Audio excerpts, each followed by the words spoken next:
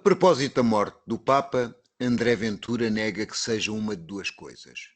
Poderá ser as duas? Francisco Mendes da Silva dá as razões para o Tribunal Constitucional parar a lei da eutanásia. Filipe Grilo diz que a guerra das tarifas está a ser ganha pela China. São os comentadores com Paula Cardoso, Pedro Tadeu e Nuno Ramos de Almeida. E ainda vamos ter tempo para discutir a história e os seus lados com Pacheco Pereira. Os comentadores. Eles analisam, eles debatem, eles opinam, eles influenciam, eles discutem, eles ensinam, eles divertem, eles manipulam. Eles viciam a República.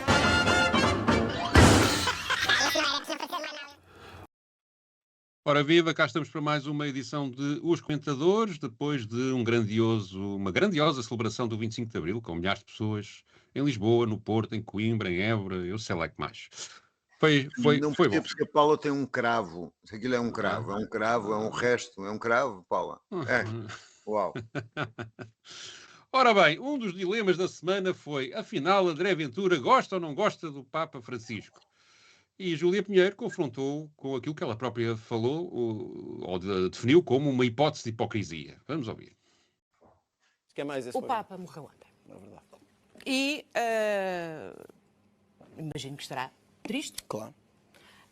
Contudo, e sabes o que é que eu vou falar, no passado fez críticas, eu diria ferozes, a este Papa e disse: acho que este Papa, entre outras coisas, tem prestado um mau serviço. Ontem, diz, hoje é um dia de tristeza e sofrimento, o Papa Francisco deixa uma marca inspiradora de proximidade e simplicidade, que a sua vida intensa seja um exemplo para todos os que querem servir a causa pública. Diga-me lá, é sonso ou é hipócrita? Não, nenhuma nem outra. Sabe, nós podemos ter liberdade. Nós é que em Portugal nos habituámos a que dentro de um partido, dentro do meu, não pode haver liberdade de pensamento. Nós podemos ser da Igreja e ter críticas a fazer a quem lidera a Igreja. Mas aqui é uma mudança de posição em Eu até relação acho, a um homem. não, pelo contrário. É críticas quando tiveram que ser feitas, o reconhecimento do legado, quando chega ao momento final de avaliar esse legado. O que eu acho que graça é a esquerda, que é tão libertária e gosta tanto de liberdade, mas só vive de pensamento único, o que é normal no PCP, no Bloco de Esquerda e no PS. Bom, vou começar pela Paula. Faz favor de dizer.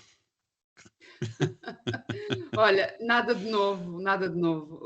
O líder do partido da extrema-direita parlamentar, né, nossa terceira força mais votada nas últimas legislativas, é um troca-tintas certificado por todos os verificadores de factos. Portanto, apenas foi mais uma vez aqui apanhado, porque ele é apanhado a mentir inúmeras vezes, já foi inclusivamente condenado num processo cível por inventar cadastro criminal para uma família, os Kochi. Portanto, apresentando-os na televisão como bandidos. Portanto, toda a existência política desta figura está assente em falsidades, de tal forma que ele confunde mentiras com lapsos, como ele recentemente disse em relação aos 30, que afinal são 70 metros quadrados da sua casa, que afinal é num condomínio privado, que afinal até tem piscina e todas as mordomias, não é? Mas, enfim, neste caso em concreto do Papa Francisco, convém lembrar que o que ele disse no passado foi que acusou de prestar um mau serviço ao cristianismo. Portanto, de estar a transformar a Igreja, ele chegou a dizer isto, portanto, que a Igreja estava a ser transformada num partido político de esquerda. Portanto, ele diz isso e agora, portanto, nesta fase, neste momento da morte, vem dizer que está consternado, portanto, que está triste e que, afinal, existe uma marca inspiradora e que, afinal, o seu legado até deve ser continuado pela Igreja. Portanto, o que é que mudou entre os perigos, a ameaça que o Papa Francisco estava a representar para a Igreja e a sua morte? Portanto, ele não explica, diz apenas que poderão existir críticas e que isso não significa que no final ele não esteja de acordo. Mas, enfim, da mesma forma que ele confunde claramente mentiras com lapsos, aquilo que ele está a revelar é que também confunde divergência, não consegue distinguir divergência de dissidência, porque as declarações dele não foram no sentido de uma divergência no passado, mas sim de uma dissidência. De tal forma que quando o Papa Francisco veio de visita a Portugal, ele fez por não estar presente. Portanto, não foi um acidente, ele tomou essa decisão. Portanto, o que acontece, e agora aqui diz... Depois pediu desculpa. Pediu desculpa, quer dizer, estava em conflito, não é, consigo próprio. Ele tem estas saídas sempre. Mas é como o Ricardo Aruz Pereira escreveu no Expresso, não é? Portanto, quando ele estava vivo, o Papa não o agradava, depois do morto já o acha fantástico, não é? E pode ser que Ventura também venha a gostar muito da democracia depois dela morrer. É isto. Nuno. Não, eu acho que ele é mal interpretado. Por exemplo, quando ele chamou bandido a uma família da margem sul, se calhar estava a tratar como trata normalmente o seu grupo parlamentar, não é? Era um sinónimo de carinho e não uma questão de afastamento, não é? Dividiam-se, enfim, em pessoas que tenham, enfim, um gosto mais pronunciado por crianças, que levam malas, enfim, como parte da direção do Chega. Portanto, pode ser uma coisa de aproximação.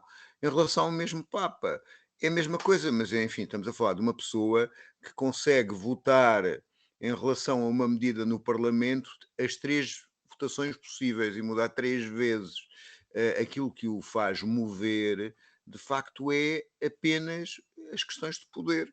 São as questões de sensibilidade para que lado está voltada a opinião pública. E a opinião pública tem uma percepção, não é uma percepção, tem mesmo uma opinião favorável a este Papa, à sua entrega em relação a determinado número de causas que foram uma certa ruptura com a prática, não da Igreja Católica como um todo, mas da sua hierarquia superior, isto é, a preocupação pelos pobres, a denúncia de aspectos do capitalismo, a defesa dos imigrantes e dos refugiados, portanto, foram alterações profundas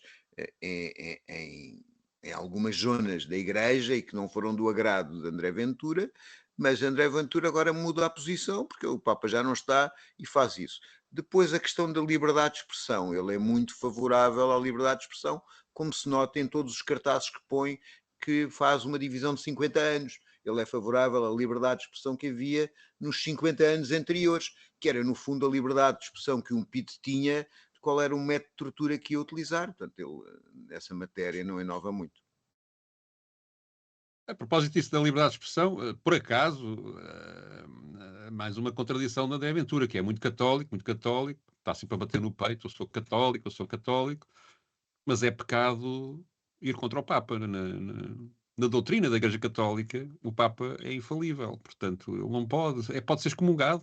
Portanto, quando ele se queixa de que a esquerda é dogmática e que tem pensamento único, por acaso, não é bem assim. Na Igreja Católica há pensamento único, assumido, escrito. E, portanto, a divergência do tipo de divergências que André Ventura exprimiu é passível de punição celestial. Mas, independentemente disso, é evidente que o que André Ventura se confrontou foi com o clamor de pessoas que se sentiram emocionadas pela morte do Papa Francisco, se sentiram, até para usar um termo católico, com paixão com aquilo que se passou, e viu-se em plena campanha eleitoral metido num dilema que é: eu agora não posso ir contra um homem que toda a gente adora. É tão simples como isto. E, portanto, como um político espertalhão que ele é, por isso simplesmente virou o bico ao prego e tentou, desta forma, de facto com hipocrisia, como diz a Júlia Pinheiro, resolver esse problema que tinha pela frente. E pronto, é só apenas lamentável. E tenho a dizer que, de facto, o Papa Francisco representa o lado melhor que a Igreja Católica apresentou durante a minha vida. Eu não sou católico, sou ateu, portanto, tenho admiração pelo homem e acho que as causas que ele abraçou, do meio ambiente, a defesa dos trabalhadores, do trabalho digno, dos imigrantes, da paz, tudo isso é extremamente moderno e pertinente para a sociedade que nós temos hoje em dia e revela um bom senso e um sentido de justiça que André Ventura deveria partilhar. E pronto, mudamos de assunto. Outro tema que veio também ao de cima durante esta semana foi um chumbo de algumas normas da lei da eutanásia que o Tribunal Constitucional produziu. Sobre isso, Francisco Mendes da Silva produziu o comentário que vamos agora ouvir. O Tribunal Constitucional sempre disse que a eutanásia não é categoricamente imposta nem categoricamente proibida pela Constituição. O que o Tribunal faz, e como aparentemente fez aqui também, é uma coisa que muita gente não faz, que é levar a sério o tema. E levar a sério o tema onde o tema é mais sério, que é precisamente na tensão entre os dois valores que aqui estão em jogo, que é a vida humana e a liberdade individual. Ao contrário do que muitas vezes se diz, este não é o principal valor aqui, isto não é uma questão de liberdade, não é uma questão de liberdade primacialmente. O valor, que, aliás, os próprios proponentes o reconhecem, porque a lei, tal como está redigida, pensada e defendida, é uma lei em que a eutanásia só é permitida em casos raríssimos. E se assim é, então o valor primacialmente em jogo aqui é a vida humana e não a liberdade. Qual é que é o valor que está aqui em causa? É evidentemente, repito, ou dito de outra forma, é o valor fundamental é o valor que é excepcionado. É sempre assim. Nas leis que compatibilizam vários valores, aquele que é excepcionado é aquele que é o valor fundamental. É aquele que é restringido na medida proporcional do que é aceitável. Ora, o Tribunal sempre disse, para além de ter sempre dito que a eutanásia não é categoricamente contra a Constituição, também disse que a compatibilização do valor da liberdade individual com o valor da vida humana exige que seja absolutamente claro que da redação da lei resulta absolutamente claro também que não podem existir casos em que a eutanásia seja praticada fora do estrito cumprimento daqueles critérios de gravidade, de irreversibilidade, do sofrimento, da doença, etc. Eu compreendo. Ora bem, eis um tema bastante difícil. Nuno, o que é que pensas sobre a decisão do Tribunal Constitucional? Obrigado por teres começado por mim. Não, eu estou numa posição relativamente ingrata, porque ao contrário da lei e da discussão sobre a lei, eu encontro uma posição diferente, que é a seguinte: eu sou favorável que as pessoas possam decidir sobre a sua vida, sobre a sua morte, em qualquer circunstância. Portanto, eu não estaria no quadro da eutanásia, estaria no quadro da própria possibilidade das pessoas se suicidarem. Por outro lado, temo que uma lei da eutanásia seja feita, ou seja, um instrumento de eugenismo social, isto é, que as pessoas sejam levadas a convencer os seus parentes que é melhor morrerem de continuarem vivos porque não há condições sociais ou condições de saúde do ponto de vista da assistência que lhe é dada para continuarem a viver.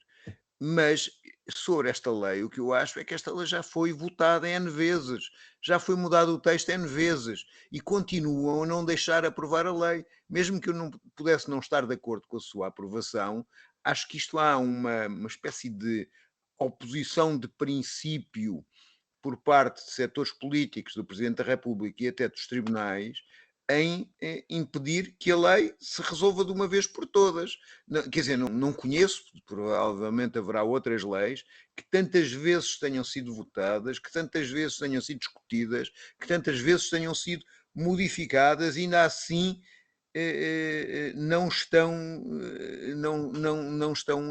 a entrar. Finalmente, eu acho que a centralização que se deve arrumar a lei, que ela deve ser aprovada, deve ser posta em vigor, porque, para mim, ela não é uma altíssima conquista social, mas percebo o ponto de vista de quem as defende. Não é uma altíssima conquista social, porque muito poucos países que a têm, e eu não vejo como o alfa e ômega das questões, mas respeito as pessoas que a propuseram, respeito a situação dos doentes terminais que estão em determinadas situações, a lei foi votada, foi estabelecida, ponha-se a andar. Paula.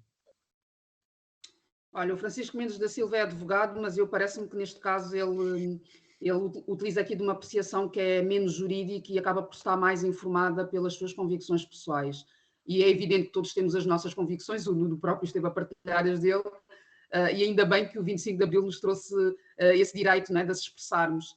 Mas sendo que eu, no meu caso, eu entendo que a garantia de uma morte digna, não tenho este entendimento tão amplo como o Nuno, mas eu entendo que a garantia de uma morte digna deve ser um direito legalmente reconhecido, da mesma forma que entendo que com esta determinação do Tribunal Constitucional, o Poder Judicial está a chamar para si uma decisão que não lhe compete, portanto, que é de travar a implementação de uma lei que já foi amplamente discutida e cujas tensões e insuficiências foram sendo resolvidas ao longo dos anos. Portanto, abre aqui uma nova frente de oposição ideológica à eutanásia. Para usar, eu estou aqui a citar, a utilizar as palavras de um professor de Direito que tem escrito no Público, eu vou agora ver o nome que é para não me enganar, André Lamas Leite, portanto, que é um católico, assumo já agora, mas eu revejo-me inteiramente nas análises que este professor tem publicado e tem partilhado, sendo que a última refere justamente, portanto, ele está a analisar qual é que é a objeção nesta fase do Tribunal Constitucional,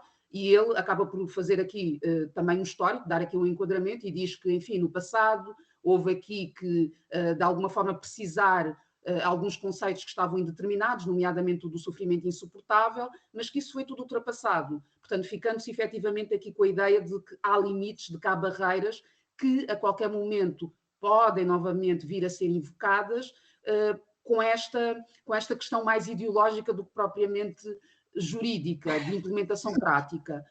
Porque agora o problema parece, e li outras análises que vão no mesmo sentido, outras leituras de juristas, que dizem que agora parece que o problema que está a ser colocado é o da conduta dos médicos. Portanto, sendo que os procedimentos que estão previstos é a da existência da figura de um médico orientador, que é escolhido pelo doente, não é? Para conduzir todo o processo, mas que tem de existir também, que este médico tem de consultar o especialista, portanto, e que esse especialista é o responsável para diagnosticar a gravidade da doença e determinar que, de facto, estamos aqui num quadro que é irreversível. E o que está, portanto, na regulamentação é que esse médico especialista não é obrigado a examinar o paciente para decidir nesse sentido. E é neste ponto, enfim, que o Tribunal Constitucional acha que existe essa tal inconstitucionalidade. E eu entendo que o que há aqui é apenas um olhar descredibilizante da classe médica, porque como se estivéssemos a assumir, não é, que os médicos especialistas, de repente, vão deixar de cumprir os preceitos a que estão obrigados e, de ânimo leve, em caso de dúvidas, vão escolher não ver o paciente e ignorar o efeito que tem essa avaliação. Eu termino referindo, portanto, também pegando aqui nas leituras que estão a ser feitas da regulamentação, que em todo o processo o doente tem 7 ocasiões, 7, para expressar por escrito o seu consentimento. Ou seja, do meu ponto de vista, não há motivo rigorosamente nenhum para recear um uso abusivo e equivocado desta lei. Pois eu, quanto mais estudo o problema da eutanásia, tive que estudar bastante em várias ocasiões da minha vida, mais dúvidas tenho e já tive uma posição muito próxima à de vocês, ou igual, aliás, e fui moderando, e hoje em dia tenho de facto grande dificuldade. Mas nós não temos a mesma posição, como é que tu conseguiste isso? Não, É um bocado do idoso. tu, por exemplo, admites que as pessoas têm direito a decidir a sua morte, e isso aproxima-te da posição da Paula. Eu mesmo sobre isso tenho algumas dúvidas, mas enfim, acho que sim, acho que provavelmente tens razão, mas não tenho a certeza.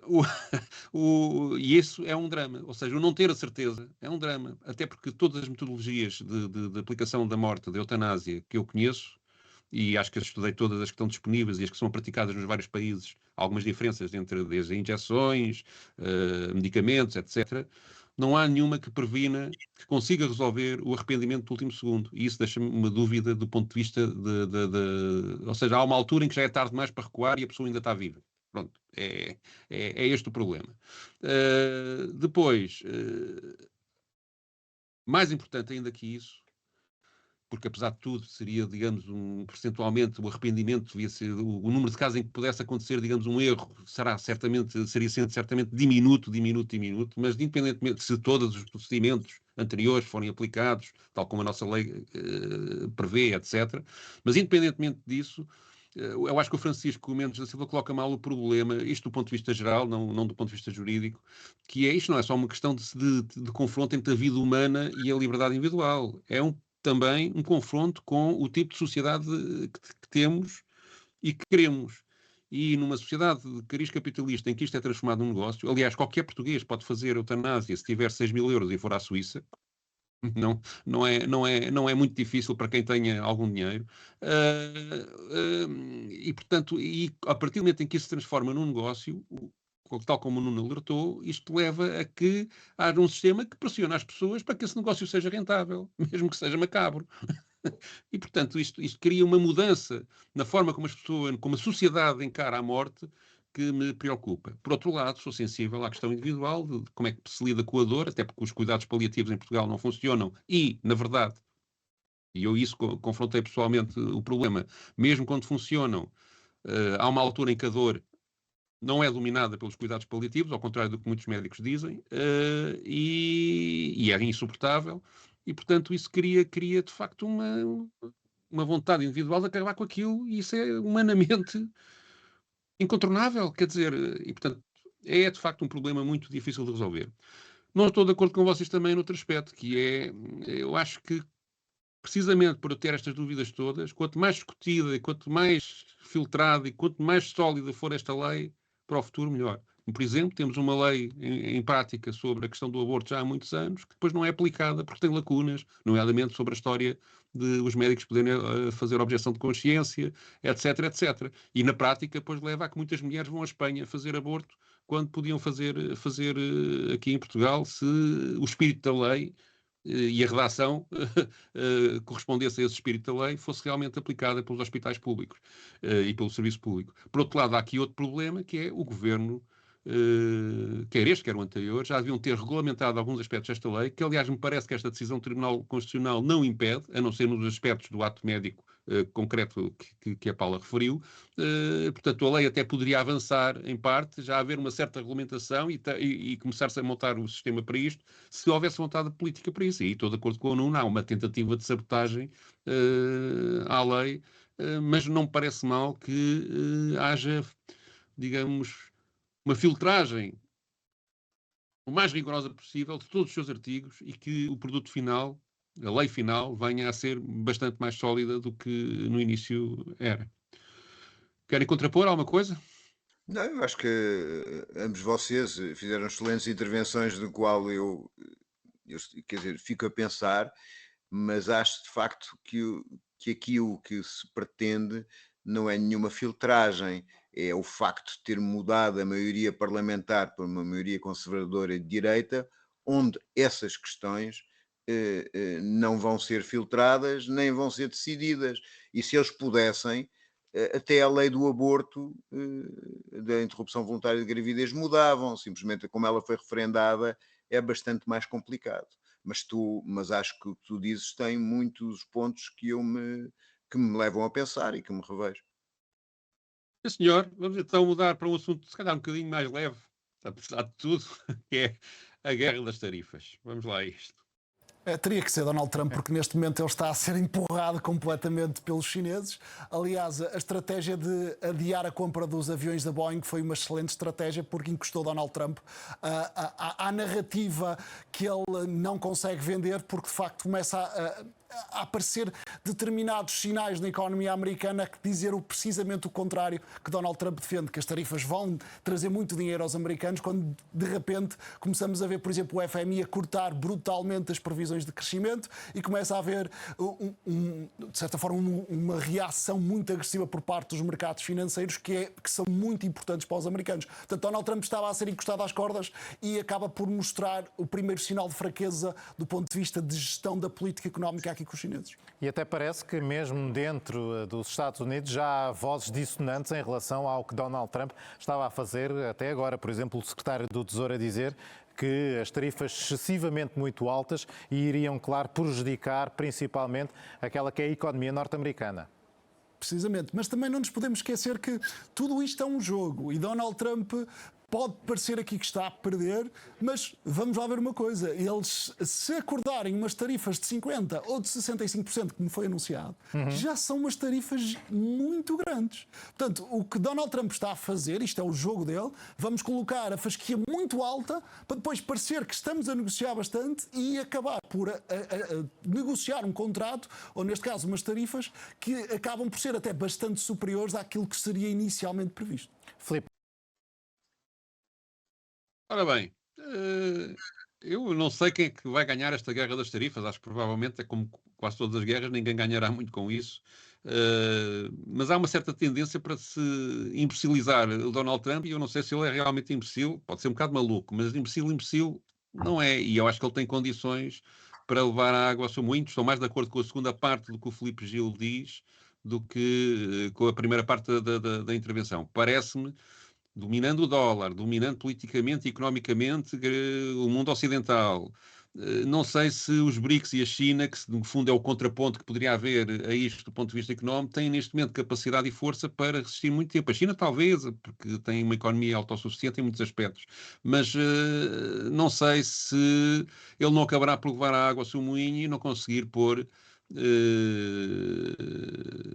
por um lado, a União Europeia a negociar com ele nas condições que ele quer, a isolar a China e a Rússia do ponto de vista económico e político e a conseguir, de facto, tarifas favoráveis para ele. Isto é tudo ainda muito volátil e muito complexo e, portanto, parece-me que dizer à partida que que esta guerra das tarifas está a ser ganha pela China, receio bem, eu até achava bem, mas não sei se será esse o resultado. Nuno. Eu tenho uma primeira dúvida, é se ele se chama Grilo ou Gil. É a minha primeira dúvida. Gil. Gil. Não é grilo? É Não é Grilo. Ah, pensei que fosse grilo. Eu acho que é Grilo. Mas enfim, mas é uma dúvida de pormenor que está para além das tarifas. A segunda questão é... É grilo. Já fui verificar. Peço desculpa pelo erro. Eu acho que os Estados Unidos da América funcionam aqui como uma espécie de aqueles vendedores da segurança da noite, não é? O que é que eles têm no fundo? Têm um grande poder militar e, portanto, vão de discoteca em discoteca dizendo que têm problemas caso não lhes adjudiquem o serviço. E isto é o que está a acontecer. Mas isto acontece porque, apesar de eles terem um grande poder de força, eles têm um poder económico que está-se a tornar, não direi residual, porque não é, mas menor. Se nós formos ver a produção industrial, a percentagem de produção industrial em 44, os Estados Unidos faziam quase metade da produção industrial. Eu estou a citar de cabeça, portanto pode haver aqui um desvio parcial. E atualmente fazem menos 17 ou 15 ou 14, não sei, não me recordo de cabeça o valor da produção industrial. Quer dizer que o mundo está a mudar do ponto de vista da sua composição económica. E está a mudar, aliás, do ponto de vista de que na história foi mais tempo, tirando estes 2, 3 séculos, em que as inovações tecnológicas do Ocidente tornaram o Ocidente, incluindo os Estados Unidos, como a parte mais rica e produtiva, porque dominaram a arte da guerra de uma forma diferente, fizeram o colonialismo, a acumulação a partir do colonialismo e todo o processo esclavagista, e tiveram um domínio de determinadas questões tecnológicas do ponto de vista de produção, o centro do desenvolvimento sempre foi no sítio onde havia mais gente. E esse sítio onde há mais gente é na Ásia e no Oriente. E, portanto, neste momento, esta guerra das tarifas é uma espécie de guerra de negociação. Eu ameaço-te com tudo. Aquilo que eu tenho por trás desta ameaça é a minha força militar e 800 bases no planeta, e tu vais acordar negócios melhores para mim, ou então, como no caso da Ucrânia, o roubo descarado das riquezas de um país, como se não se via desde o século XIX, quer dizer, voltámos a um colonialismo descarado. Eu acho que isso não é compatível, porque hoje qualquer guerra que tenha real com a China é uma guerra nuclear e, portanto, não há planeta que sobreviva, e, na realidade, o eixo do desenvolvimento já passou ou está a passar do leste, do Ocidente, para outras zonas. E mesmo a moeda é um valor importante dos Estados Unidos da América, mas os BRICS, que já são 40 e tal por cento da produção, estabeleceram que fazem negócios com as suas moedas próprias.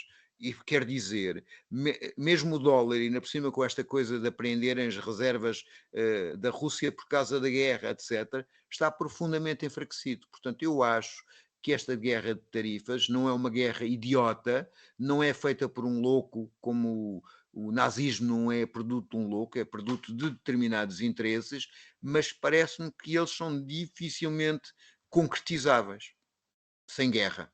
E com guerra nada acontecerá, ou de tudo acontecerá. Paula, faz favor. Olha, eu começo com uma declaração de interesses, é que eu sou bisneta de chinês, neta de misto chinês, como se dizia lá em Moçambique. Portanto, há aqui uma costela que pende para um lado, enfim. Mas neste pedaço do documentário, Filipe Grilo, não é? Ele termina como parecem terminar a maior parte das análises da política de Donald Trump, não é? Que é esta ideia de que ele está aqui a brincar com todos, não é? Com o mundo. E o que é facto, não é? Observando, é que o presidente dos Estados Unidos, de facto, parece comportar-se como aquela criança que tem o jogo, precisa de outras crianças para brincar, mas acha que as outras devem perder sempre.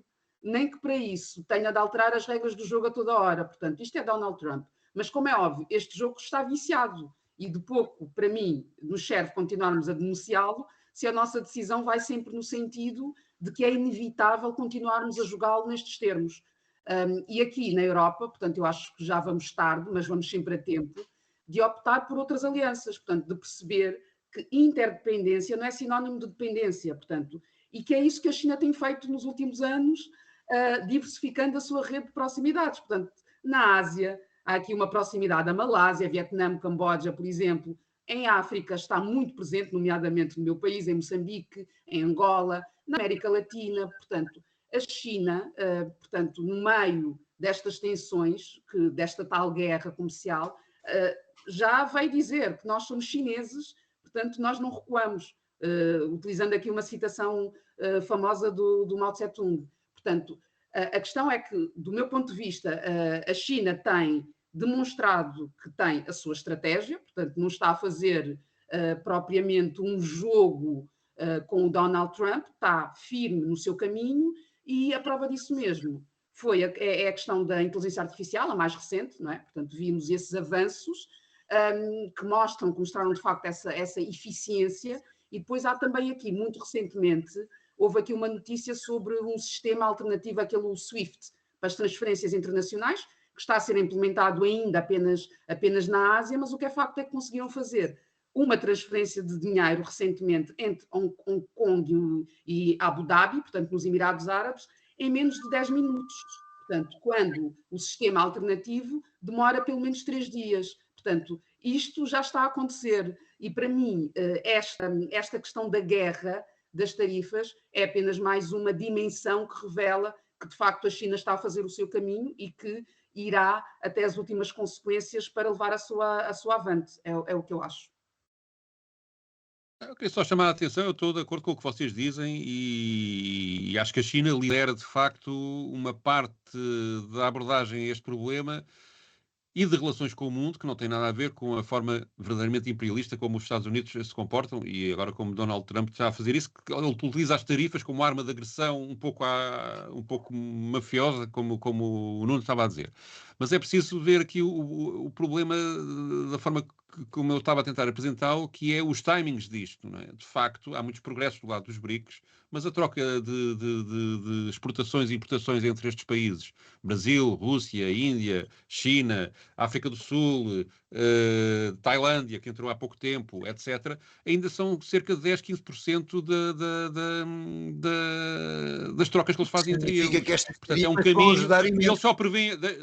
Eles só prevêem chegar aos 30% quando for em 2031 ou 2032. E, portanto, há aqui ainda um caminho muito longo a fazer e, entretanto, há uma pressão económica que este tipo de comportamento dos Estados Unidos provoca, que faz com que alguns destes países, que não são também países do ponto de vista político muito coerentes e com regimes muito estáveis que, a longo prazo... Imaginemos que o Brasil muda de poder e volta para a direita. Ou a Índia, não é? Portanto, tudo isto tem ainda...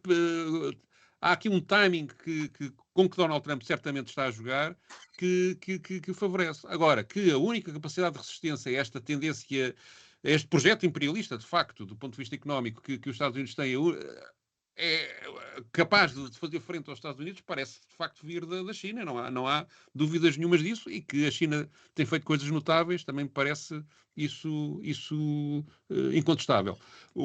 Só queria alertar é que isto é um processo que vai demorar, e que exige Pedro, resistência e que vai ser difícil. Contrapor, é que Faz favor, a duração depende da pressão. Isto é, quando os Estados Unidos e a Europa deixaram de importar grande parte do petróleo russo, ele passou a ser importado pela Índia e pela China. E, portanto, um processo que era um processo lento tornou-se um processo rápido. Depois, a determinação ideológica dos governos também depende muito dos negócios. Quando o Milei chegou ao poder na Argentina, afirmou que não fazia negócios com os comunistas chineses. Nem passou um mês... Sim, mas retirou a Argentina dos BRICS, que tinha entrado. Certo, tirou de facto. Mas nem passado um mês estava a declarar que fazia negócios com a China porque eles eram muito pragmáticos. Porquê? Porque a realidade da economia argentina depende em grande parte dos negócios que são feitos com os chineses, sejam eles confucianos, não estou a desmentir isso, não estou a desmentir nada disso. Não, mas eu não estou a desmentir, eu estou a dizer é que o Donald Trump está a jogar com o poder que ainda tem para evitar uma decadência em relação ao domínio do mundo.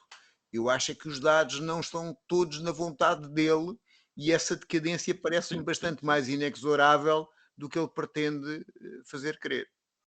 Eu acho que os BRICS identificaram bem o problema. Enquanto o dólar dominar o mercado internacional, os Estados Unidos têm sempre uma vantagem. Agora, desdolarizar a economia é muito, muito problemático. É mesmo muito problemático. E a prova disso é que eles não conseguiram fazer, já discutem isto há quase desde o início dos BRICS, não é? E estão a fazer muito devagar porque é difícil, é muito difícil. Bom, mudemos de assunto? Sim. Podemos mudar de assunto? Vamos então ao nosso papel selado.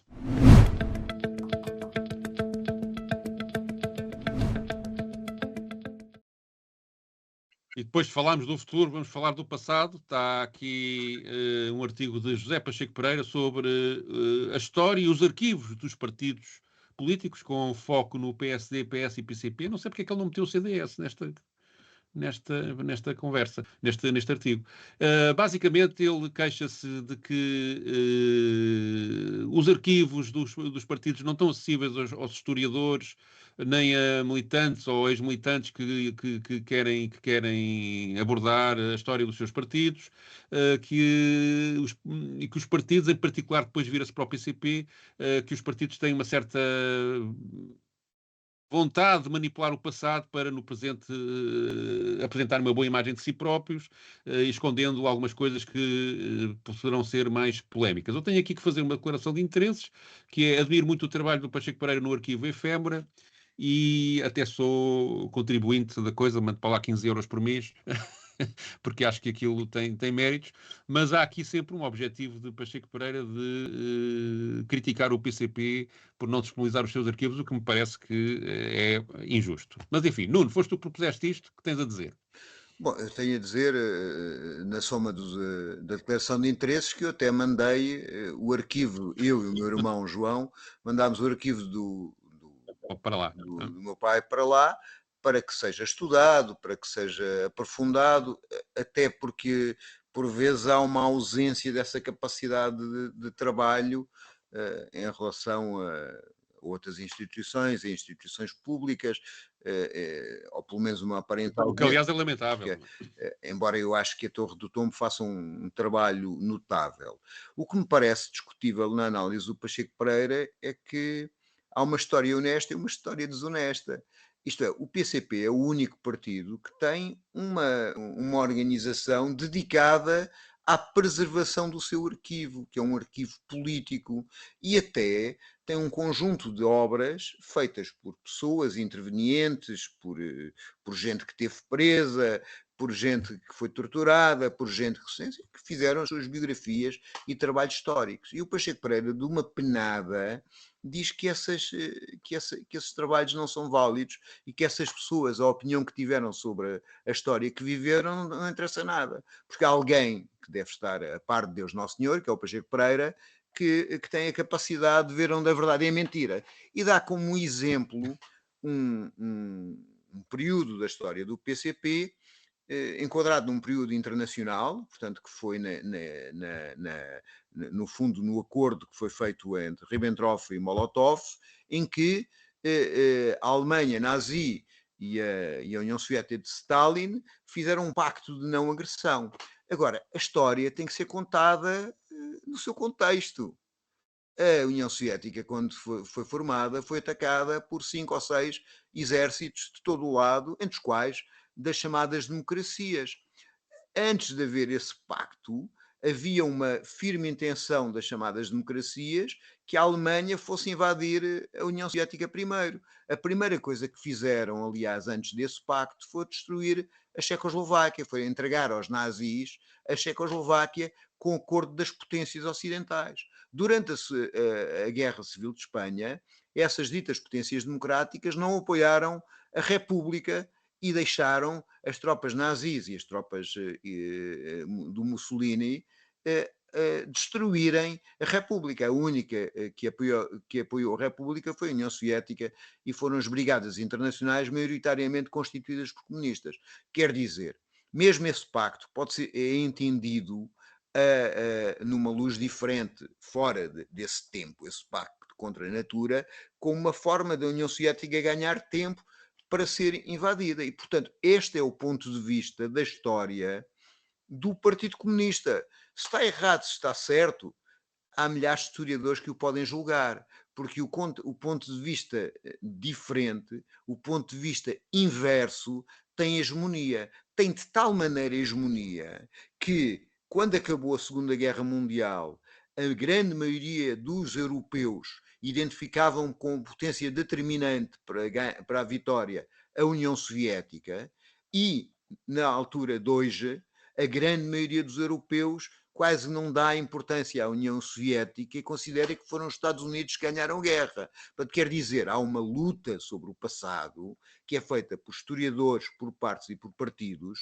e é natural que nessa luta, em relação ao seu arquivo, o PCP dê a historiadores na medida em que acha que vão tratar favoravelmente para a história e para a sua convicção da história aquilo que tem. Aquilo não é um arquivo de uma organização não política, o que não tem impedido, aliás, que não haja dezenas ou centenas de historiadores contra a opinião do PCP em relação à história. Eu percebo a gula do Pacheco Pereira de aceder àquele arquivo, mas acho normal que as determinadas organizações tenham regras para o seu acesso. Isto é, há N empresas, há N igrejas e há N partidos que têm arquivos próprios e não os dão a toda a gente.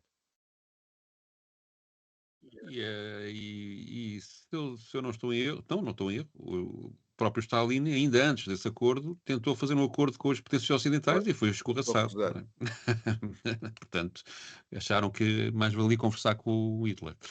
Paula. Olha, isto dos arquivos, deixo mesmo para vocês a questão porque vocês, melhor do que eu, como é óbvio, poderão dizer aquilo que está acessível ou não está acessível e estas reservas que o Nuno trazia, mas que para mim também é óbvio que as diferentes instituições que os têm devem, naturalmente, decidir em que termos é que os querem disponibilizar. Portanto, isso não quer dizer que se esteja a desvirtuar, seja o que for. Mas só para responder também ao que tu dizias, não sabes porque é que não está aí o CDS, é por ser um arquivo morto, portanto acho que deverá ter que ver com isso. Mas acho que também há aqui subjacente nesta ideia que se está aqui a trazer, este desvirtuar, não é? Em relação ao PSD em concreto, não é? Um desvirtuar daquele que é o compromisso inicial e que por isso mesmo é que há aqui esta vontade de não revelar. Portanto, há sempre aqui uma apreciação moral, eu diria, daquelas que são as decisões dos diferentes partidos em função das escolhas que fazem em relação aos seus diferentes arquivos.